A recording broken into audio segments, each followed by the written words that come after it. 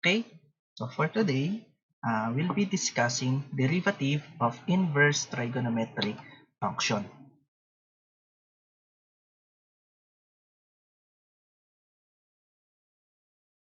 So these are the formula for the derivative of inverse trigonometric function.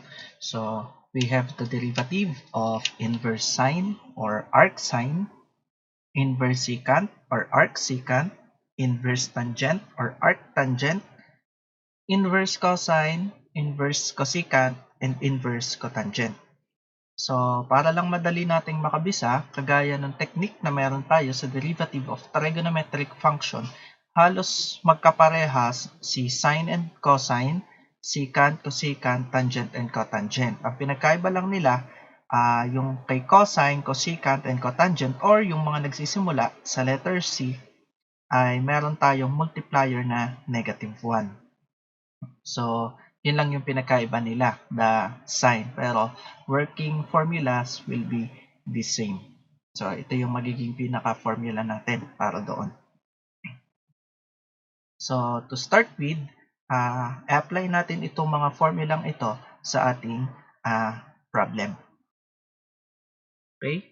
So, for the first problem, we are going to find the derivative of y is equal to inverse tangent or arctangent of 3x.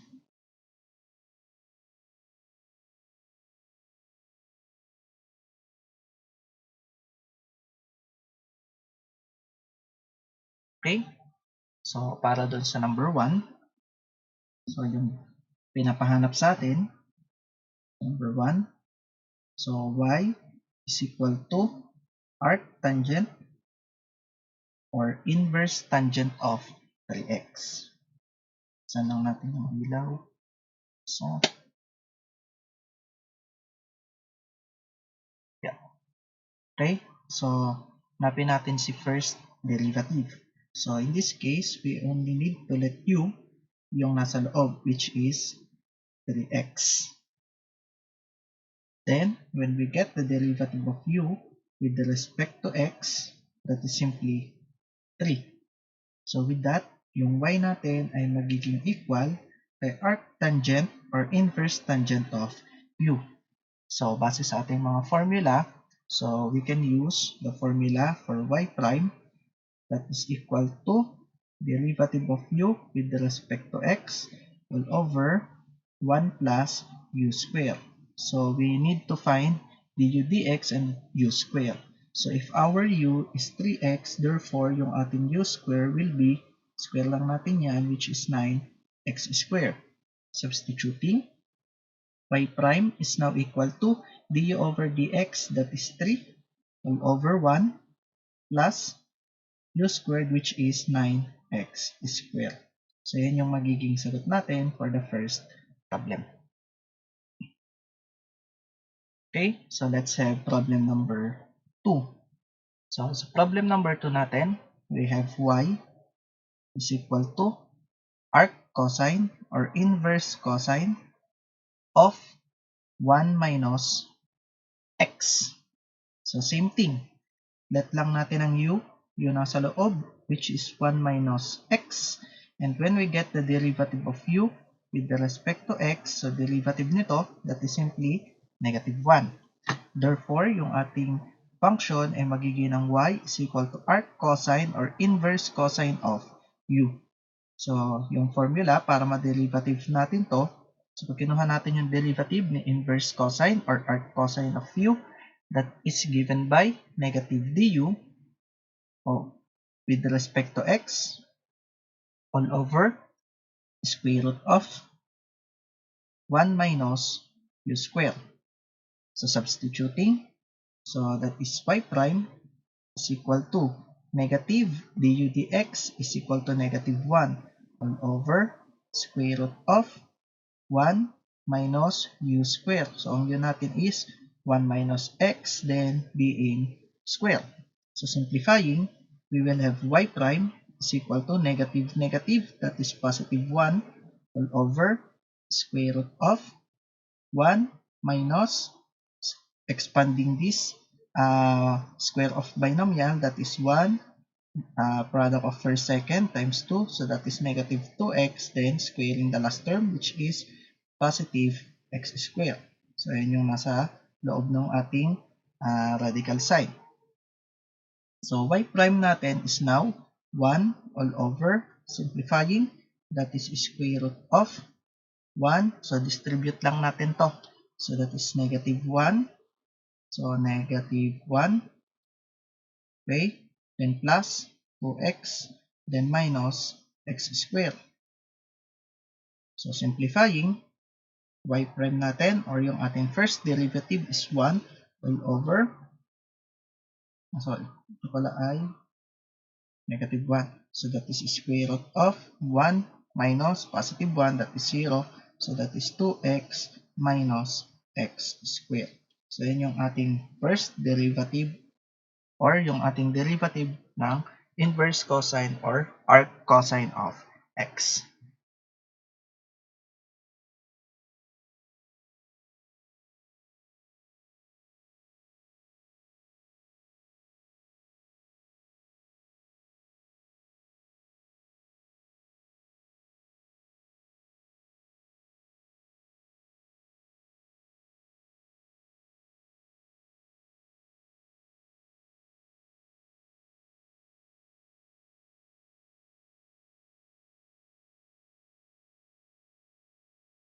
Okay, next problem.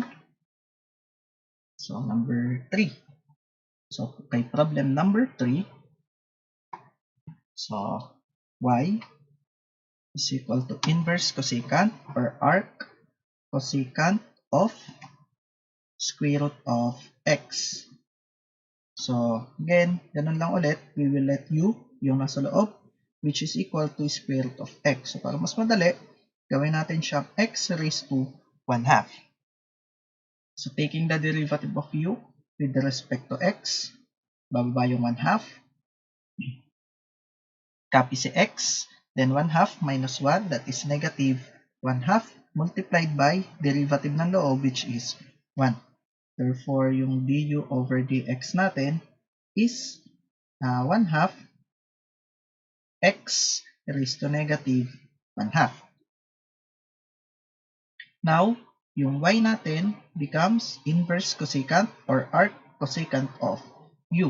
So, pag kinuha natin yung derivative nito, they will be given with du over dx or derivative of u with respect to x, negative. All over u square root of u squared minus 1.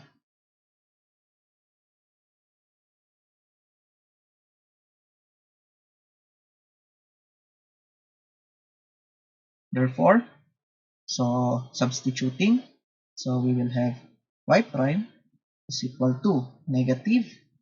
So du over dx natin is 1/2 x raised to negative 1/2 and over, so yung ilalim natin is u. So yung ating u is x raised to 1/2 multiplied by square root of u square. So from here, kung gusto natin kuhanin si u square, square natin yan, we will be given with x. So, u square natin is x, then minus 1. So, diretso ko lang dito. Therefore, pag sinimplify natin yung ating y prime, so, we will have 1, negative 1 dun sa taas, all over 2. So, yung x raised to 1/2, ibababa ko na. That is positive, x raised to positive 1/2 multiplied by this x raised to 1/2 here. So, that is x raised to 1/2 multiplied by square root of x minus 1. So, when we simplify this, we will have negative 1 all over 2, same base, add exponent, that is x, square root of x minus 1. So, yan yung first derivative of inverse cosecant or arc cosecant of x.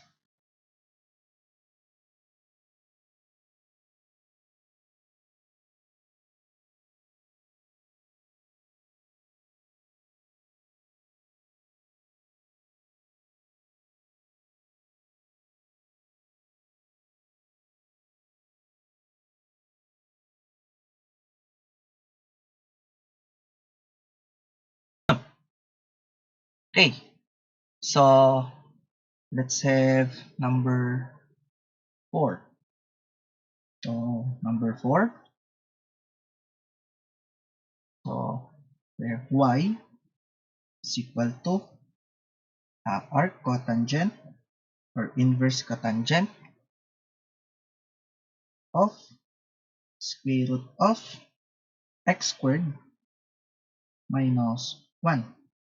So let u nasa loob, that is square root of x squared minus 1, or simply x squared minus 1 raised to 1 half.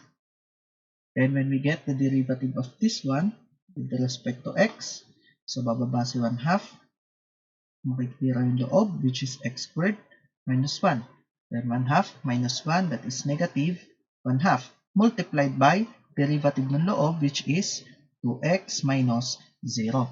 So we can cancel out 2 here. Therefore, du over dx is equal to x multiplied by x squared minus 1 raised to negative 1 half. Then, yung ating y will be inverse cotangent or arc cotangent of u. And when we get the derivative of this one, that is negative du over dx all over 1 plus x squared. In this case, 1 plus u squared. So, yung ating u squared dito, when we square this u, makakancel si radical sign, so we will have x squared minus 1. Therefore, y prime is equal to negative du dx natin, that is x multiplied by x squared minus 1 raised to negative 1 half all over 1 plus u squared, which is x squared minus 1. So simplifying, y prime, so that is negative x, bababa yung x squared minus 1 raised to positive 1 half na siya. Then we can cancel out 1 minus 1 here, so nakamultiply na lang siya kay x squared. So we can cancel out x here, therefore y prime is negative 1 all over, may tirang isang x, then let's make this square root of x squared minus 1. Yata.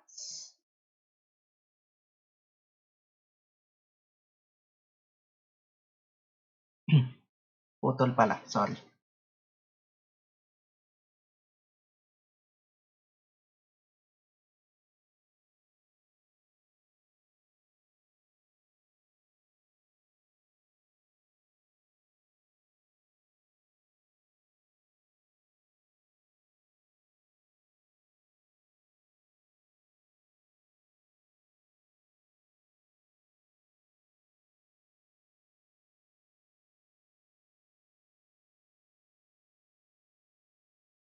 Next, so number 5. So we have y is equal to parehas arc cotangent or inverse cotangent of square root of x squared minus 1. Then, maka-add lang si inverse secant or arc secant of x. So, when we get the derivative of this one, i-derivative lang naman natin siya ng magkahiwalay. So, itong kanina, nakuha na natin yung derivative. So, recall dun sa kanina, yung derivative of arc cotangent or inverse cotangent of square root of 1 minus x squared, we have it as negative 1 all over x square root of x squared minus 1. So, para dito. Therefore, we only need to get the derivative na lamang nitong arc secant or inverse secant of x.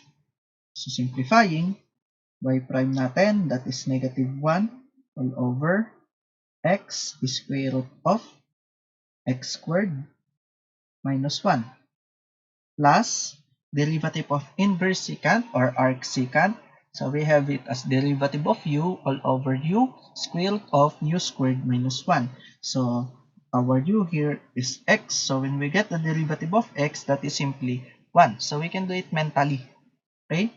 So when we get the derivative of this, that is derivative of x, which is 1, all over x is square root of x squared minus 1. So I only use the formula for the derivative of inverse secant. So pareho sila ng term, magkaiba ng sign. Therefore, y prime natin or our first derivative will be 0.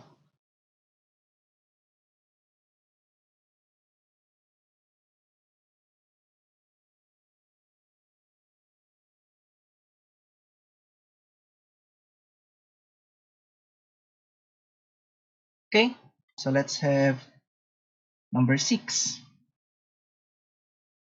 So for problem number 6, so we have y is equal to arc sine or inverse sine of for x. Then yung buo ay naka-square. So when we get the derivative of this, diretso muna natin, bababa si 2.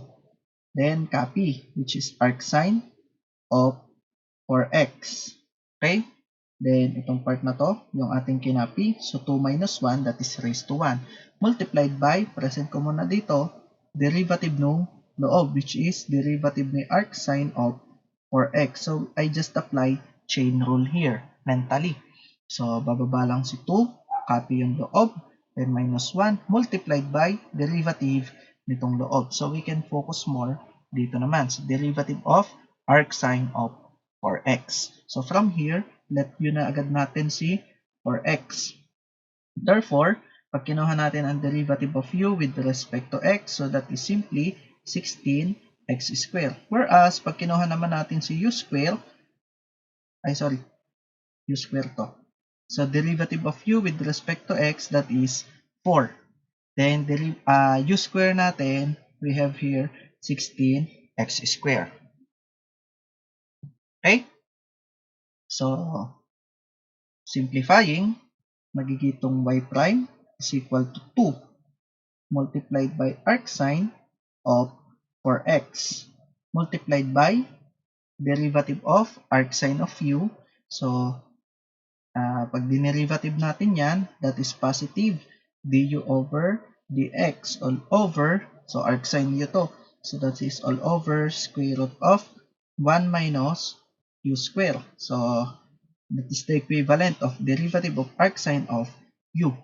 So, y prime natin, substituting, that is 2 arc sine or inverse sine of 4x multiplied by, so du over dx natin, that is 4 all over square root of 1 minus u square. So, that is 1 minus 16x squared. So, when we simplify this, y prime natin is 2 times 4, that is 8, multiplied by arc sine or inverse sine of 4x all over square root of 1 minus 16x squared. So, yan yung magiging sagot natin.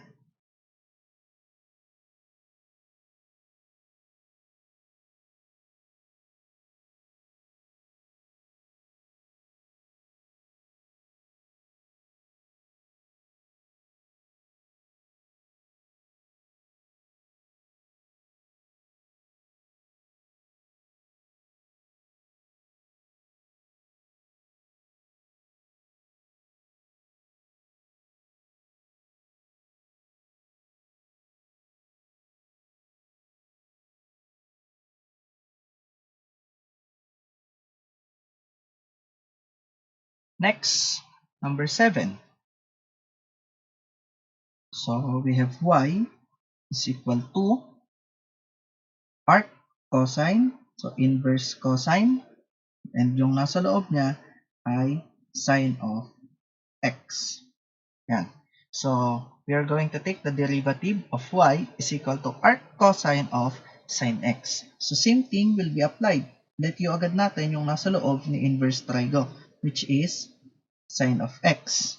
Then when we get the derivative of u with respect to x, derivative of sine x, that is cosine of x multiplied by derivative of x, which is 1. So that is du over dx is equal to cosine of x. Then we will have y is equal to arc cosine or inverse cosine of u. And when we get the derivative of this, we will be using the formula negative du over dx all over square root of 1 minus u square. So, huwag kakalimutan yung negative sign. Then, y prime natin is equal to negative du. So, negative du, that is negative cosine of x all over square root of 1 minus u square. So, u natin is sine x. Present lang natin dito. U square natin will be sine square x. So, we will be using sine square x. So, that is 1 minus sine square x or sine of x being square. Okay?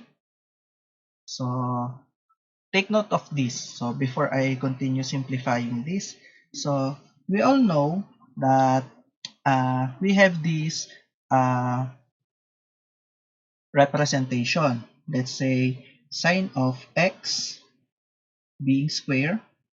We may write it as sine square of x. Kung ito ay cube lang yung gitna. But when we are given with, so this can be done vice versa. But when we are given with sine, then nakalagay dito is negative 1 of x. So, this is not equal to sine of x raised to negative 1. So, hindi yan yung kanyang equivalent. Okay? So, this is the exemption to the rule because this notation denotes that this one is an inverse function or simply the inverse process of the trigonometric function sign. So, do not misinterpret. So, in mathematical notation, kapag ito, sine of x being square, pwede mo siyang isulat as sine square x. But, pag ang exponent dito is negative 1, we will treat it as an inverse function or inverse sign. Hindi mo siya tatawagin na sine of x raised to negative 1 or pwede mong palitan ng cosecant of x. So, mathematical notation, magkaiba ito. Pero pag 2 pataas or any other values na hindi negative 1, pwede nating i-apply. Okay? So, do not forget that. Now, in this example, so we have y prime is equal to negative cosine of x multiplied by square root of 1 minus sine squared x. So, recall, ito na lang.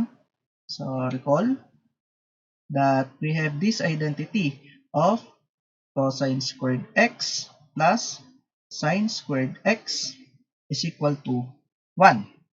Therefore, yung cosine squared x, pwede nating palitan siya ng 1 minus sine squared x, which happens to be this function. Therefore, yung y prime natin, pwede natin itong isulat as negative cosine of x all over.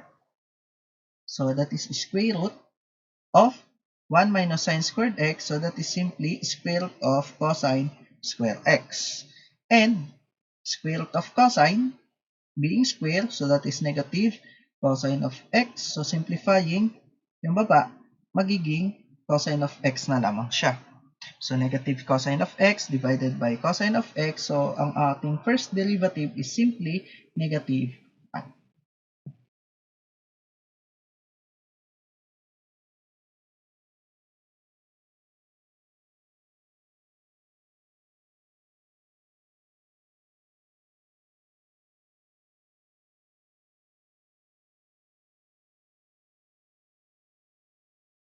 Okay, so let's have the next problem. Problem number 8. Okay, so in problem number 8, we have y as inverse sine of sine x. So, inverse sine naman of sine x. So same thing. We let u is equal to sine of x. Then when we get the derivative of u with respect to x, that is simply cosine of x. Then, yung y natin, magiging arc sine or inverse sine of u. Of which, pag kinuha natin yung derivative, that is du over dx all over square root of 1 minus u square. So, yung u square natin dito, kagaya nung kanina, will be sine square of x. So, simplifying, yung y prime natin will be, so du over dx natin is cosine of x all over square root of, substituting 1 minus, this will be sine square x. Then, gaya nung kanina, we all know that the denominator has a value of cosine of x. So, dividing this, y prime natin is positive 1. Okay? Solution 2, we have y is equal to inverse sine or of arc of sine of x. So as I've said earlier, si inverse trigonometric function is the inverse process or kabaliktaran siya ni trigonometric function. That's why, pag kinuha mo si inverse sine ni sine, yung process will be cancelled out. Or vice versa. Pag kinuha mo si sine ng inverse sine, makakancel lang din. Pag kinuha mo si inverse sine ni sine, makakancel lang din. Same with other trigonometric and inverse trigonometric function. Okay? Kumbaga sa radicals and exponent, pag kinuha natin yung square root of square, makakancel lamang. Cube root of cube, makakancel lamang din. So, same thing will be applied because we note that inverse trigonometric function is simply the inverse process, not the inverse value of your trigonometric function. Okay? So that is the inverse process. That's why when you get the inverse sine of sine, the process will be cancelled out. Therefore, yung y natin ay magiging x na lamang. Of which, pag dinerivative natin si x, we will have 1. So notice, parehas lang sila.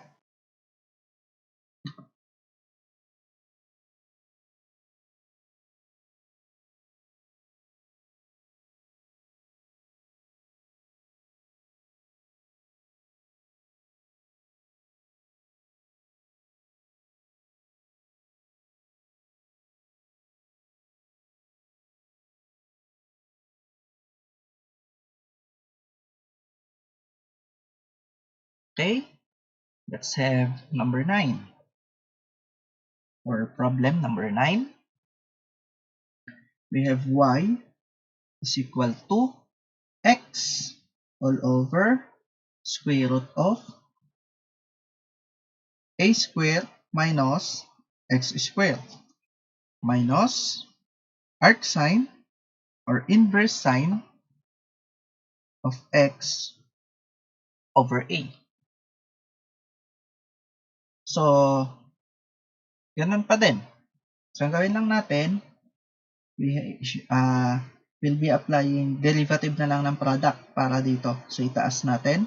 So, gawin natin tong a square minus x square to buo raised to negative 1/2 minus arc sine or inverse sine of x over a.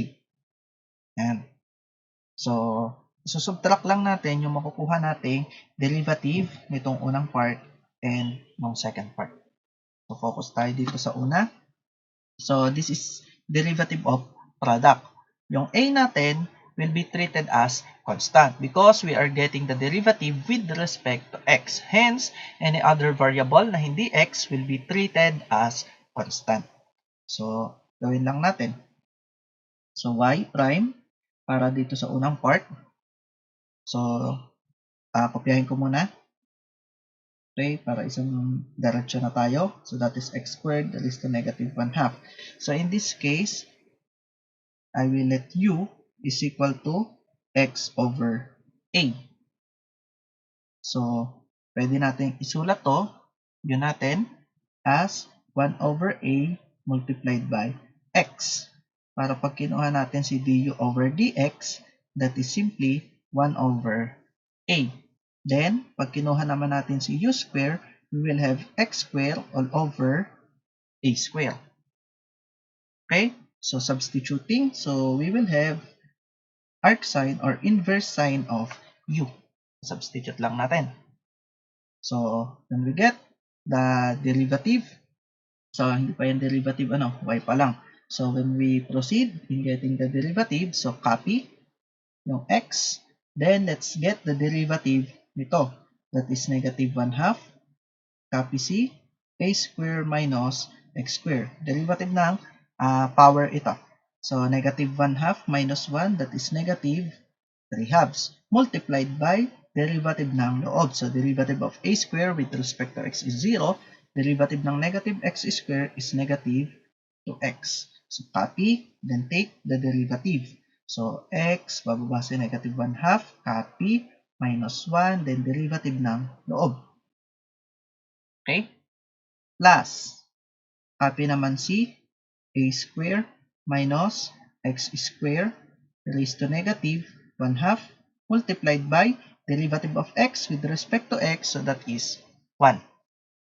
Then, minus derivative of arc sine u. So that is du, pakita ko muna ang formula, du over dx all over square root of 1 minus u square. So, substitute na lang natin dyan mamaya. So, simplifying, y prime natin is, so we can cancel out negative 2 here, negative, negative, positive na. So, we have x times x, that is positive x square. Ito ay ibababa na natin. So, that is all over a square minus x square, yung buo, raised to positive 3/2. Then, so dito, plus 1 all over a square minus x square raised to positive 1/2. Then, substituting, minus du over dx natin is 1 over a. So, that is 1 over a multiplied by hiwalay ko lang siya. So, that is 1 all over. So, yung 1 over a na to, yung nasa numerator, binaba ko lang. So, 1 all over square root of 1 minus u square, which is x square all over a square. So, sinasubstitute ko lang sa ating formula. Tapos ko lang to.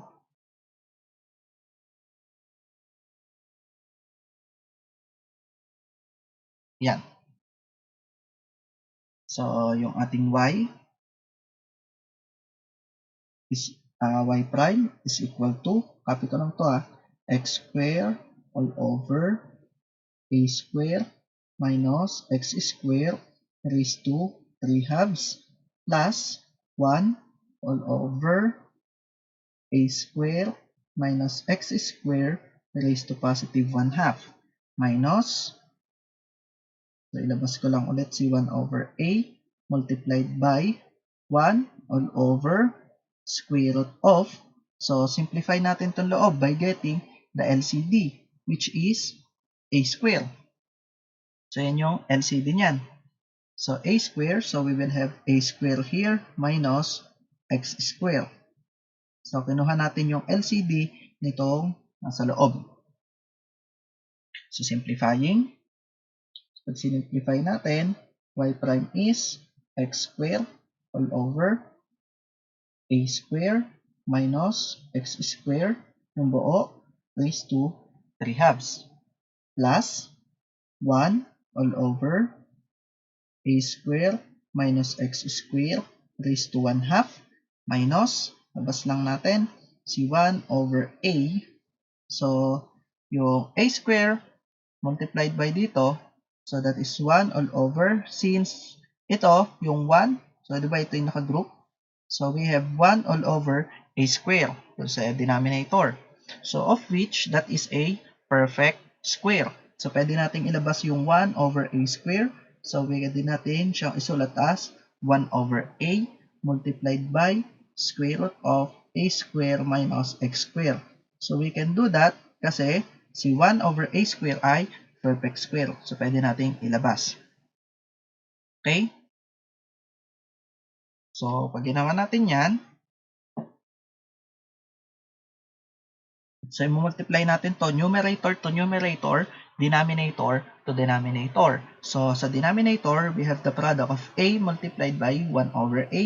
So, we can cancel that one. So, pag sinimplify natin, mas ko ulit, nakita. Okay? So, pag sinimplify pa natin, y prime natin is equal to x square all over a square minus x square raised to 3 halves plus 1 over a square minus x square raised to 1 half minus, so 1 all over, so itong square root of x squared minus x square, papakita ko na lang siya as a square minus x square yung buo raised to positive 1 half. So they have the same term, magkaiba ng sign, pwede nating i-cancel out. So yung y prime natin, we have x square all over a square minus x square raised to 3 halves.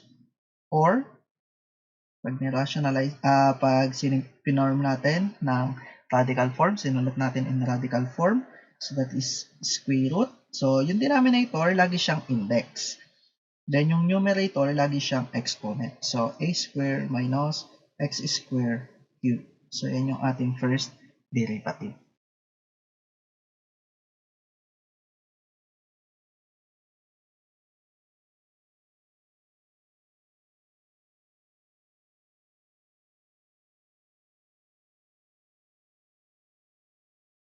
Then, problem number 10.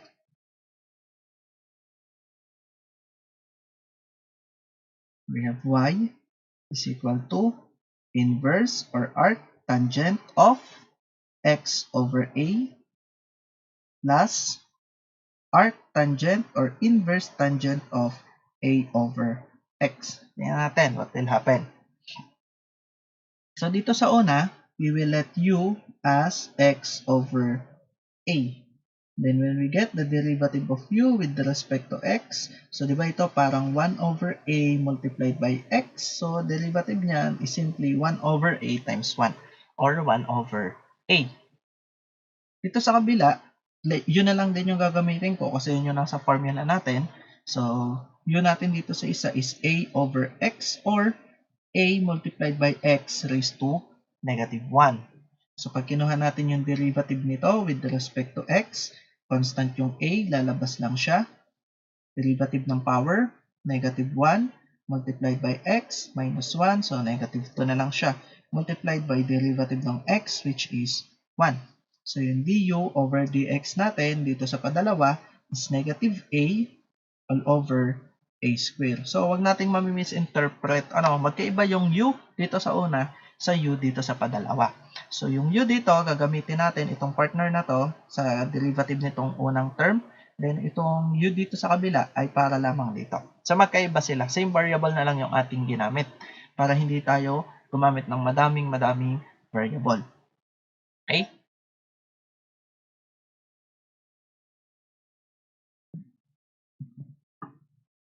Wala yung camera.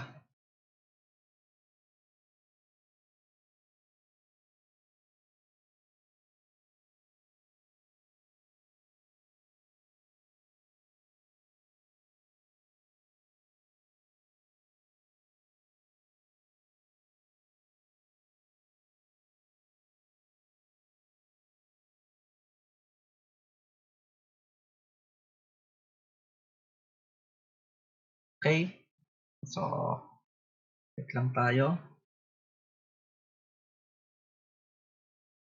Ayusin ko lang si camera.